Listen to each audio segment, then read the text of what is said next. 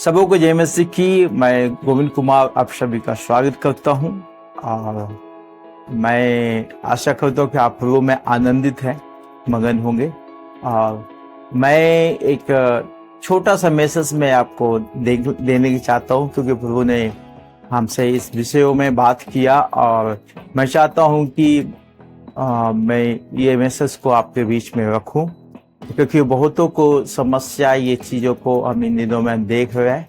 और वो समस्या ये है कि हम अपने आर्थिक समस्याओं को जूझ रहे हैं और जूझने के चलते हम कंप्लेन करते हैं। Hallelujah hallelujah. हम अधिकतर देखते हैं कि मसीही जीवन में हम लोग कुछ समस्या को जो है मसीही जीवन में जीते हुए हम कुछ समस्या को हम फेस करते हैं, और वो समस्या को हम जो है फेस करने के लिए उसको हमें भगाने के बजाय हम उसको लेकर के हम कंप्लेन करते हैं। हम कंप्लेन करते हैं अपने पास्टर लोगों के साथ, हम कंप्लेन करते हैं परमेश्वर के साथ में। तो हम आज मैं ये बातों को हम पढ़ रहा था, तो प्रभु के आत्मा ने हमें अगुवाई किया कि इसको वीडियो को मैं रिकॉर्ड करूं और आप लोग के बीच में सेव करूं। और हम जो है इन बातों से प्रभु हमें चाहता कि हम कंप्लेन ना करने वाले हो जाएं, बल्कि हम परमेश्वर की जो उपस्थिति में आके उसके लिए उस बातों के लिए हम प्रार्थना करने वाले हो जाएं। मैं चाहूँगा एक वचन पढ़ने के लिए आप लोगों के बीच में, उत्पत्ति का उसका 30वां अध्याय हम लोग पढ़ेंगे। हालेलुया। इसमें 8वां आयत में इस प्रकार से लिखा कि आदम ने कहा कि जिस स्त्री को तूने मेरे संग रहने को दिया, उसी ने उस वृक्ष का फल मुझे दिया और मैंने खाया। Hallelujah hallelujah. तो यहाँ पर हम देखते कि जिस स्त्री को परमेश्वर का आदम का कंप्लेन ये था कि जी जो स्त्री तूने मुझे दिया है उसी ने मुझे वे फल को खिलाया है। हालेलुया।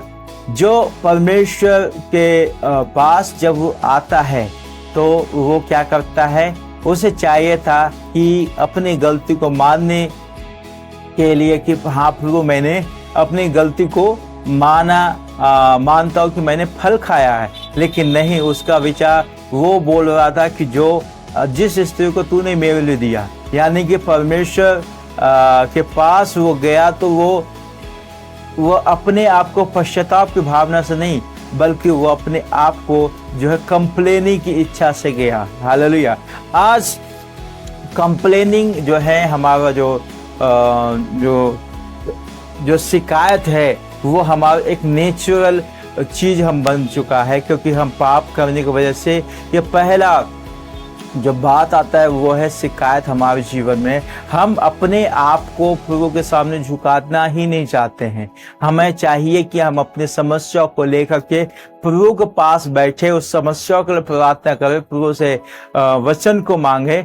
लेकिन हम क्या करते हैं, हम प्रभु के पास में होकर के आते हैं और हम प्रभु से बोलते हैं कि प्रभु तूने जो दिया है वो अच्छा नहीं है। जैसे कि आदम ने भी बोला कि जिस स्त्री को तूने मेरे लिए दिया उसने मुझे फल दिया, इसलिए मैंने खाया। तो वो एक तरीके से ये बोलना चाह रहा था आदम कि परमेश्वर जो तूने दिया है वो गिफ्ट वो मेरे लिए अच्छा नहीं है। परमेश्वर कभी किसी को परमेश्वर के आशीष में बुराई नहीं होता है, परमेश्वर के कार्यों में बुराई नहीं होता, परमेश्वर की ब्लेसिंग में बुराई नहीं होता। तो हमें इन बातों को समझना है। हम आज से ये आदत को हमें छोड़ना है। हम किसी भी बातें जो हमारे जीवन में समस्या आता है तो उस समस्या को हमें उसे देख कर के हम परमेश्वर के पास एक शिकायत को लेकर के नहीं आना है। वो ये नहीं करना प्रभु ये समस्या मेरे पास आया है, ये समस्या को जो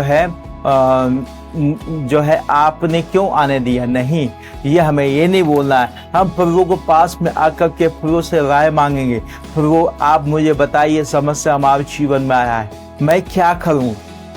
इस समस्या के लिए हम प्रार्थना करना चाहिए, प्रभु आपके लिए मार्ग को निकालेगा।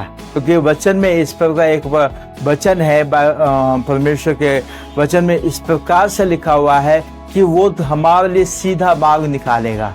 परमेश्वर हमारे लिए सीधा मार्ग निकालेगा। समस्या आएगा तो और समस्या एक रास्ते से आएगा, लेकिन वो कई रास्ते से चला जाएगा, 7 मार्गों से चला जाएगा, वो घबरा जाएगा, समस्या अपने आप में ही परमेश्वर से घबरा देगा। यहूदियों को, इस्राएली लोगों को परमेश्वर ये कहते हैं कि अगर हम मलाकी उसका 3 का 11वां आयत में लिखा हुआ कि मैं तुम्हारे दुश्मनों को ऐसा घोरूंगा कि वो जो तुम्हें नष्ट करने वाले, तुम्हारे जो है फसलों को नष्ट करते हो, मैं उसको ऐसा घोरूंगा तो दोबारा नहीं आएंगे। तो मेरे प्रियो में ये समझना है, हम उस समस्या को लेकर के अपने जीवन में हम जब लेकर के चलते रहेंगे और हम कंप्लेनिंग करेंगे तो उसका कोई समाधान नहीं है। हम उसको समस्याओं के लिए प्रार्थना करना सीखना है। हम उस समस्याओं के लिए हमें परमेश्वर से अनुग्रह मांगने के लिए सीखना है, ना कि उस समस्या को लेकर बुड़बुड़ाना है।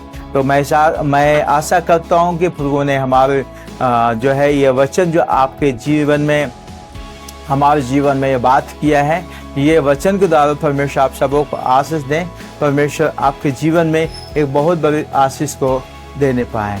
आप परमेश्वर इस सबों को, इस वचन के द्वारा परमेश्वर आप सबों को आशीष दे। May God bless you. Take care.